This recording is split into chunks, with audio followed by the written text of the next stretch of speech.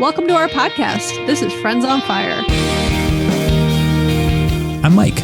I'm a lifelong devotee of financial independence. I even wrote a book about it. And I'm Maggie, a newer convert, but just as passionate, especially on the intersection of minimalism and financial independence. We're one and the same. We are two like-minded friends who believe that talking about money with your friends and family opens the door to financial well-being. The Friends on Fire podcast is about dispelling myths, building financial acumen, and sharing your financial independence journey with the people you care about. This is Friends on Fire. Hey, Mike. Hey, Maggie. How's it going? Good. How are you? Good. I'm good. Sorry, I always feel like when I say good, I'm like thinking, I just answer good out of habit, and then I'm like, what's it's going actually on? not good. Let me tell you about all my problems. Is that what you're thinking? I'm actually doing great. No, I more was thinking, I was just about to take a sip of my coffee, and that first sip where you never know if it's going to like burn you or be perfect, you know, where you're still like assessing the temperature. But Greg was out this morning, and when I got back from my run, he had like left my mug in the Keurig with like, we don't use Keurig pods, we like make our own, but like it already had the pod packed and was like, it was ready for me to just hit the button. And I was like, that is my love language, acts of service. Yes, very nice. So thank you, Greg, for sponsoring the coffee for today's episode. It's not a good time. It was a little too warm. Okay. All right. Let's jump into our episode, Maggie. Okay. So we did a few weeks ago, we read an article and gave our thoughts about it. It ended up being a pretty popular episode. It was about the silver linings of a possible recession. It's funny. Somehow our article topics all are centered around recessions. I don't know if that's a common theme. Well, because it's timely, it's topical, yes. And that's what is in the news lately. Yeah. And we're focusing on money articles. And yeah. When it comes to money, that is the main topic lately. Right. And there just aren't a lot of articles that say like, hey, investing's great right now. Here's some awesome recommendations. It is really, in some ways, a lot of fear mongering, which is, the product of the media. I was going to say it's the purpose of the media at times, but. Yeah. So before we get into this, I think our first thought on this is that it's probably like everything you're reading about recessions, a little clickbaity, a little bit of fear mongering, but maybe a little bit of truth also if you read between the lines. Yeah. And awareness, right? Like all of this, I think, is not to like, I'm not a big fan of fear mongering, but it is just being aware and then being thoughtful about how you proceed and what you personally do based on this. And man, speaking of like, did you say clickbaity earlier? This article title is one of the most clickbaity I've ever seen. Mm-hmm. Go for it, Mike. Michael Burry, Elon Musk, and Mark Zuckerberg are raising the alarm on the U.S. economy. Here are 8 recession warnings from top commentators this week. Yeah, it's pretty clickbaity. And then there's a photo of Michael Burry who looks that I feel angry. like is not. Yeah, I was like, if I were him, I'd be like, seriously, that was the only photo you could find of me. Yeah. And for people who don't know, Michael Burry is the real life person behind the movie The Big Short. So the guy who kind of called the housing crisis and made a ton of money off it, and now he's super famous. So let's jump into this. We will read through the article and then provide our thoughts on it. Michael Burry, Elon Musk, and Mark Zuckerberg raised the alarm on the U.S. economy this week as a toxic mixture of high inflation, surging interest rates, and slumping global growth threatened to cause a recession. Andy Jassy, Larry Fink, and Leon Cooperman also contributed to the cacophony of dire forecasts from CEOs, investors, analysts, and academics. Several of these experts blame the Federal Reserve, which has rapidly raised interest rates to curb soaring prices this year, leaving consumers facing both higher living expenses and borrowing costs. They've also pointed to slowing growth and ongoing lockdowns in China, as well as continued disruption stemming from Russia's war with Ukraine. Wow, that is a lot of stuff to be scared about. Yeah, Mike, it takes like all of my self-control to just read the article and not share my comments as you go. Like you said cacophony, and I was like, I think it's cacophony, but tomato. That was even, I mean, my thoughts about actually like the economy and stuff. But I'll keep reading despite my desire to share a lot of thoughts. Here are 8 recent warnings, lightly edited for length and clarity. Number 1, Michael Burry, the Big Short investor. And this is a quote from him. What strategy will pull us out of this real recession? What forces could pull us so? There are none. So we are really looking at an extended multi-year recession. I think that's why there was that photo of his face. Because that was just like unhappy. Doom and gloom. Yeah, that was like short and sweet and doom and gloom. All right, second quote. Elon Musk, CEO of Tesla, Twitter, and SpaceX. Fed needs to cut interest rates immediately. They are massively amplifying the probability of a severe recession. Number 3, Mark Zuckerberg, CEO of Meta, previously known as Facebook, and known to people as Facebook. We thought that the economy and the business were going to go in a certain direction, and obviously it hasn't turned out that way. We've had to pull back. Our operational focus over the next few years is going to be on efficiency and discipline and rigor and just operating in a much tighter environment. Andy Jassy, CEO of Amazon. This time last year, it looked like we were coming out of the pandemic. Then Omicron happened, and the war in Ukraine happened, and the inflationary environment that we're in happened, and now a very uncertain economy. This next year or two, the economy is going to test the long-term resolve of a lot of companies. Number 5, Larry Fink, CEO of BlackRock. We're just not going to have an economy that is based on a real growth. We're going to enter a period of more of what I would call malaise. Leon Cooperman, CEO of Omega Advisors. My recession thesis is the basic belief that we've borrowed from the future and we're going into a period of time where that borrowing has to be given back. And then in parentheses, Cooperman said recessions typically last around a year, but the next one could persist for a lot longer than that. Number 7, David Rosenberg, founder of Rosenberg Research. The Fed is obviously concerned that inflation is going to stay elevated for longer, and so they're not taking any prisoners. What's going to end up in jail is the economy, which is going to have a very rough ride in the next 12 months. We're going to have a recession of some sort. Whether it's mild, medium, or hot, no asset class is fully priced for it. And lastly, Christopher Smart, Chief Global Strategist at Barings. We're headed towards a much slower economy next year. Our best guess is that we're going to be in a period of stagflation for several months through maybe most of next year. All right, Maggie, what is your blood pressure like right now? Well, it's funny. I always have super low blood pressure. Fun fact about Maggie. Like I was writing down some words and I was writing down like tighter environment, uncertain economy, year or two, which is, like this isn't just going to be a few months. This is going to last a few years is what many people have been predicting. Malaise, just this get ready, right? And it's kind of what we talked about a month or two back when we talked about the other article about the recession of just, there nobody knows exactly what's going to happen. Nobody can predict things, but a lot of these predictions are pretty similar and in line and thematic. And there's a lot we can learn from them. And there's a lot of things I personally kind of take from them, which we can get into. But those are my initial thoughts. What are yours? I think when everybody hears recession, they think 2008, which was like a really dramatic recession that impacted all corners of the economy and many people's jobs. And not all recessions are like that. The technical definition of a recession is a slowdown in GDP for 2 consecutive quarters, which may or may not have any impacts to the majority of people's jobs. It could just be something where the market doesn't really grow and then things recover and it's fine. And so I think what a lot of these articles do, and these are all over the news lately, is that they try to tie things back to, or they like to trigger people into the feelings they had in 2008 or maybe even in March 2020 and say like, oh, yep, that is coming right now. And I really don't think that's the case. You mean you really don't think it's going to be, whatever happens is going to be nearly as bad as... Yeah, exactly. Yeah. Because like nobody can predict like a really dramatic change in the economy. And if it was predictable, it could be softened, which is what the Fed is trying to do.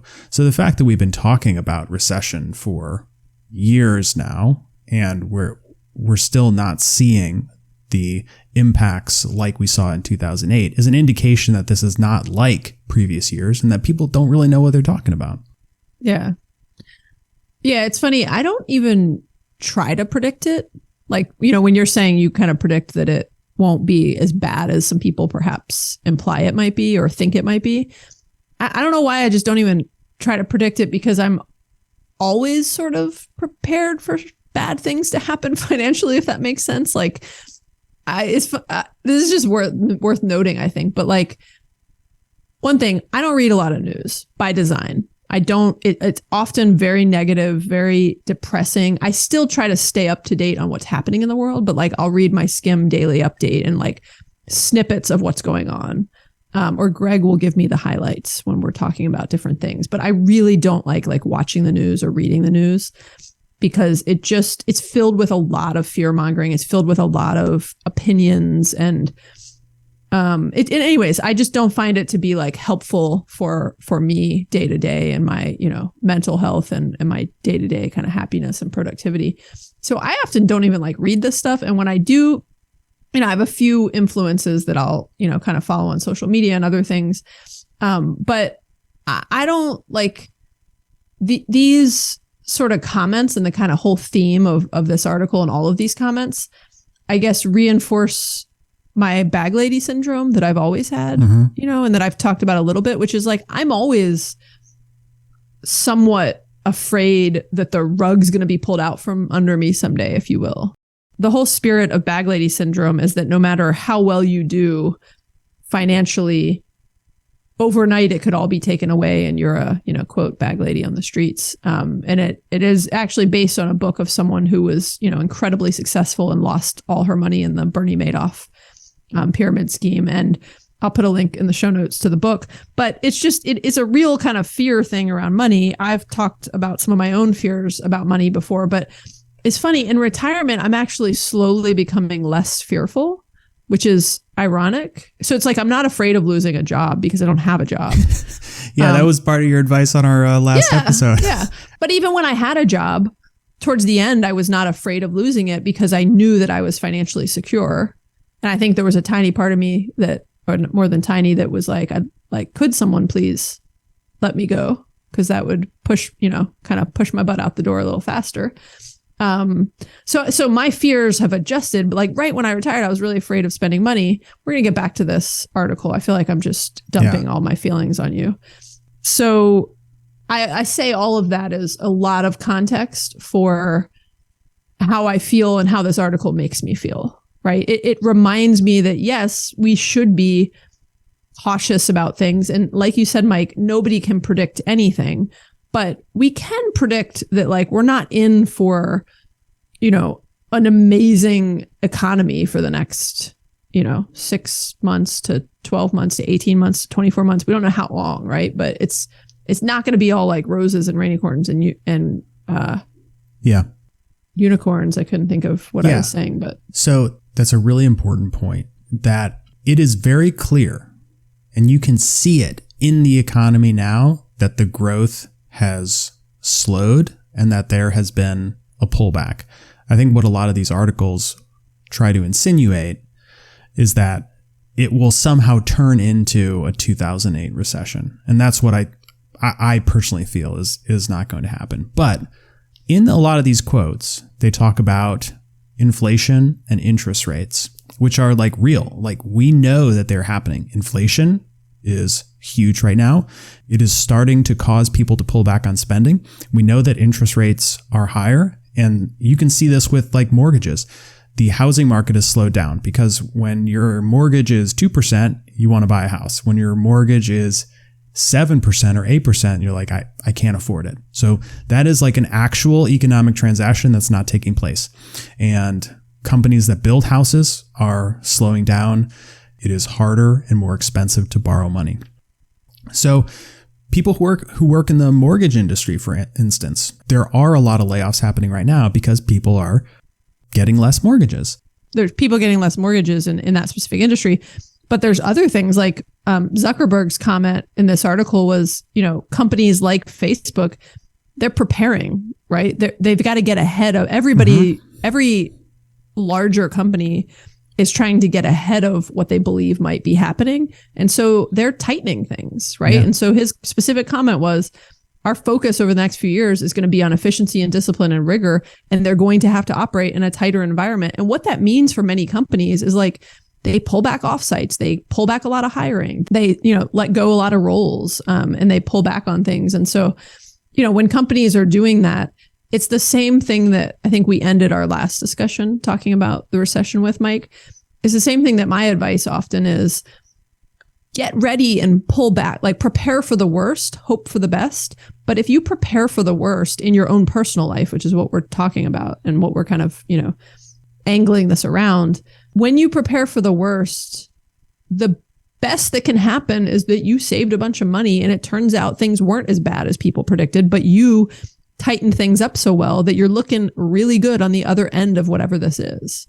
Right. And that's the same thing for, Meta or Facebook, or the same thing for your own personal finances in the end. Yeah, I think that's great advice, because like when we're talking about the impacts to the job market in a recession, it's not like every single worker takes a pay cut or goes out on furlough for a period of months.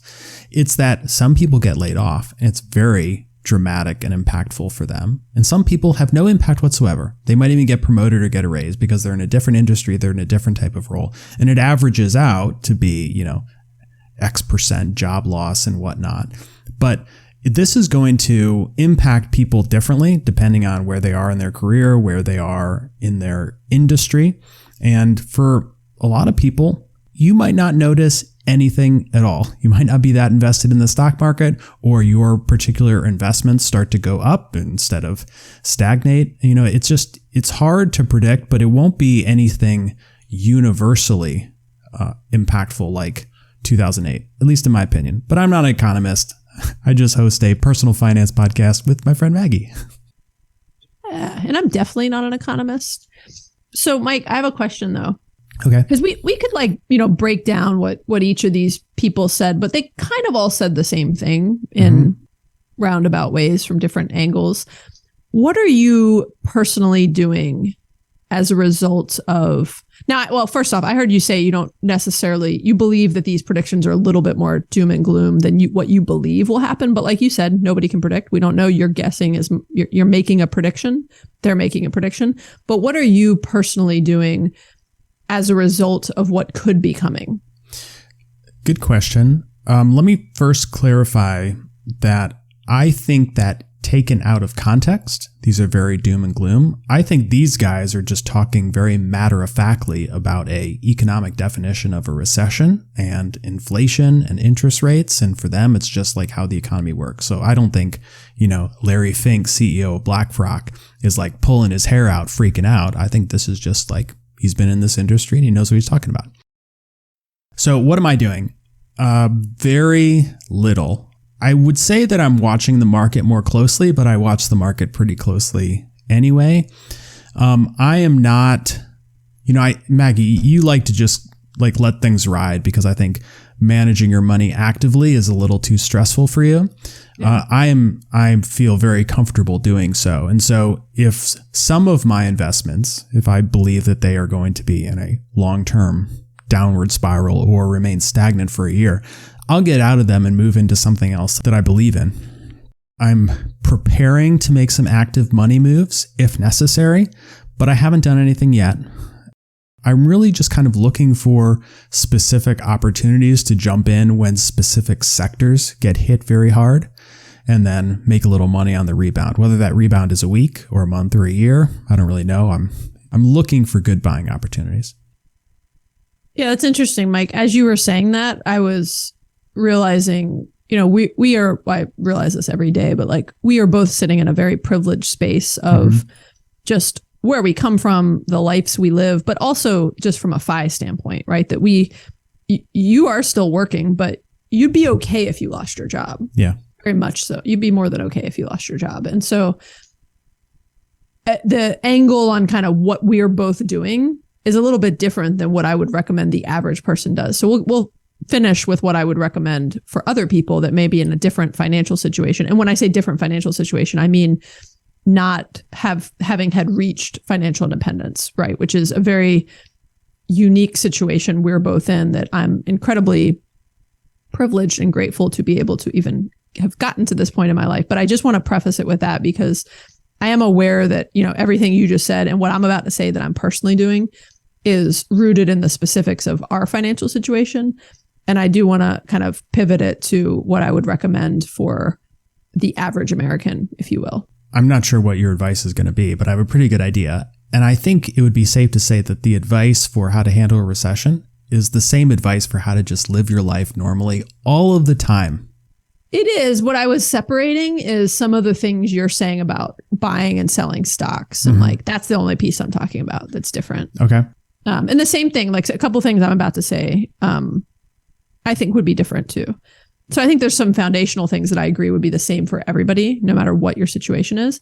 And look, while we're talking about it, we could talk about those foundational things. It's the stuff we were just talking about that Mark Zuckerberg was saying, right? It is tightening your belt. It is just getting now would not be a time to do questionable things with your money. Now would be a better time to pull things back. Right. And just prepare for like I said, I've said it a million times, prepare for the worst, hope for the best.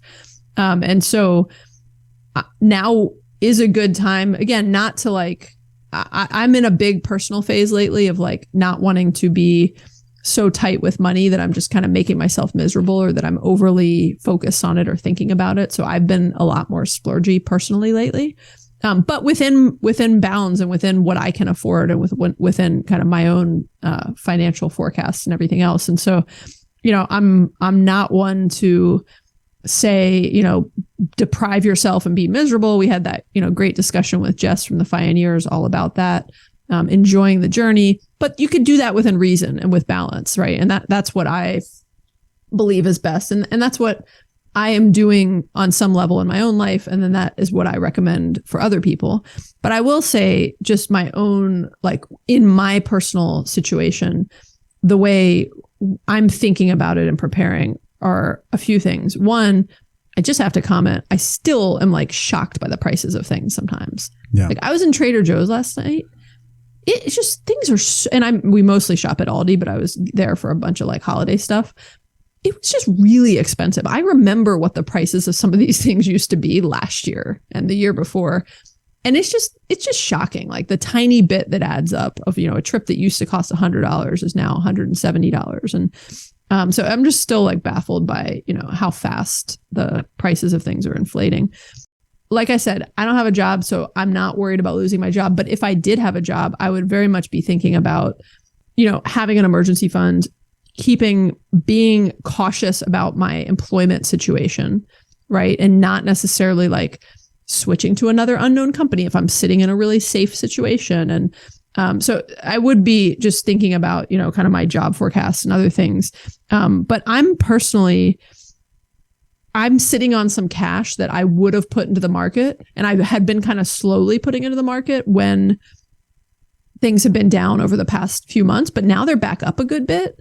And I'm waiting. Everyone's predicting things are going to get really bad. So I'm kind of waiting to put that money into the market. That's one of the things that this prediction does for me, which again, this is why I was saying this is coming from a, unique place of privilege and even having that option and extra money. But I'm sitting on that cash because I'm I don't know what's going to happen. And I need some of that money to live off of in the next few years. And so if and when things get really bad, I will dump some of that into the market because I do believe it will come back up. But the difference between me and you, Mike, is you were saying that you're kind of making some different moves with individual stocks and other things. And you were saying something I don't know if you said I don't like doing that. Or I think it stresses you out a little bit. Oh, I was going to say, so yeah, you said it stresses me out. It beyond stresses me out. It is not recommended for someone like me. I'm just saying the research suggests, and I'll clarify what I mean by someone like me. Research has proven that the average person cannot beat an index fund, right? They cannot make individual stock, even a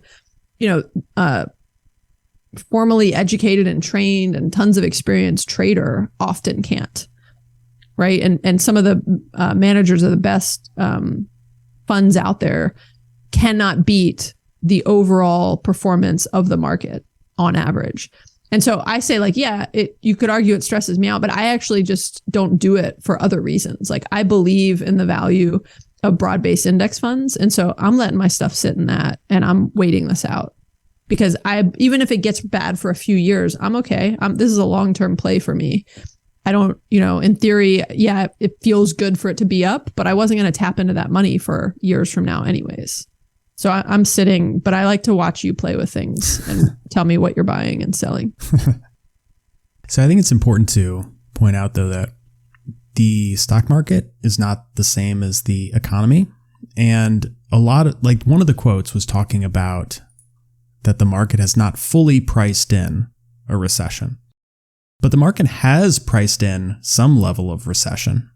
And so the stock market has dropped. So a year ago, it was at its highs. It has gone down and has bounced back a little bit here and there, but is down considerably from a year ago. That is the pricing in of a recession. So the question is the market going to drop some more? Like, is the recession worse than investors think it is? Or is it just going to go back up and the stock market is just a leading indicator of the economy? I think it's the latter. I think we've hit somewhat of a bottom, at least the stuff I'm in. And so I don't think there's going to be another like 30% drop, even if companies lay off people and all of these things happen that people feel. That's a good point, Mike. I often do equate the stock market with the economy, and they're not always in sync, rational. There's a bunch of, words you could use. But I wanted to see what it is today just because I'm curious. So the S&P 500, year to date, what do you think it's down? Oh, well, 22%. 18% year to date. I'm rounding up. Okay. For the past full year, it's down 16%. Mm-hmm. And for, past 5 years, it's up 50%, which is why I always say zoom out. But you're right. You and I talk about this all the time, right? We may have already hit the bottom. We don't really know. But actually tied to like combining the stock market with, this article and the kind of looming recession or whatever could be the tough times that could be ahead. I do kind of mix them together in the sense of like my comment about holding on to more cash is that it's like, I don't know if we're at the bottom, but either way, if things start to tank, I don't want to pull money out of the stock market. So I want to have cash available. Yeah. Right. And that is one thing that I do more of during times like this. And I don't have cash coming in anymore. Right. I used to always say like, oh, I'd throw what I have into the market because I know in 3 months I'll get a bonus and that'll replenish me with some cash. But I don't have those bonuses coming anymore, sadly. All right, okay. Maggie.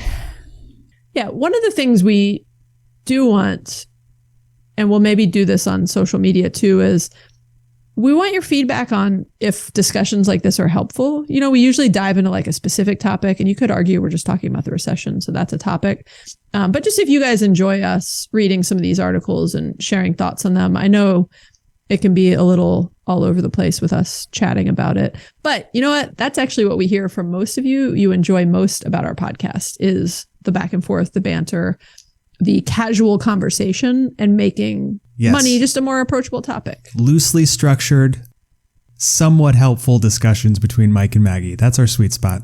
I was going to say highly informed, loosely structured. Loosely informed, loosely structured. I don't know what our tagline would be. Man, I'll tell you what. Being on this page that the article's on Business Insider. Yep. There's so many, like the ads on sites now are just ridiculous. Yeah, it's insane. And I'm not usually I don't look at ads a lot. And I just, they keep popping up when I'm scrolling up to like different points of the article to reference. And it's just like really distracting and kind of just, I don't know. I have an ad blocker. And so I just have like a million grayed out boxes all over this page.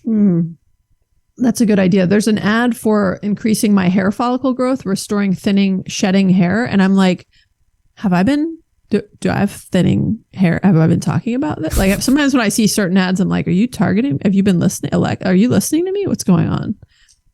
We don't do takeaways on these. No takeaways. I think we just wrap up. And, I feel like my wrap up would be a lot of what we have already said. But I'm telling you, my thing is prepare for the worst, hope for the best. Yeah. That always. is a motto, whether we are in or out of a recession. Yeah. Definitely. Whether we are in a booming economy. And yeah, I hope, it's the end of the year. It's towards the end of the year for people. We've got a lot. We'll share next week. We're going to do our 2022 recap. What do we call it? Recap reflections. Yeah. 2022 reflections, and then talk about some of our intentions in 2023. So it'll be a little bit less doom and gloom about the U.S. economy. We talked a lot about the U.S. economy today, but this is really... It's global. Yeah, it's global. All the same stuff is happening overseas as well. Yeah, there's definitely some like nuances on some of it, but it is very similar. Yeah, so I'm excited next week to reflect upon the year, because this has been a very interesting year on many, many, many fronts. I don't even mean like personally, just like in the world, an interesting year. Well, thanks everybody for listening. If you've been challenged or inspired by what you've heard, please rate and review the show. You can also subscribe to make sure you never miss an episode. If you have any thoughts or questions, we would love to hear from you, and you can leave us a voicemail or text us at 404-981-3370 or hit us up on Instagram. And like we said, if you have specific thoughts about this format of us reading articles and sharing thoughts on it, definitely just shoot us a quick note and let us know if you, thumbs up it or thumbs down it, because we will do more or less of what we think you guys are appreciating and finding value in. So give us your feedback, because we actually do listen to it. All right. Thanks, Maggie.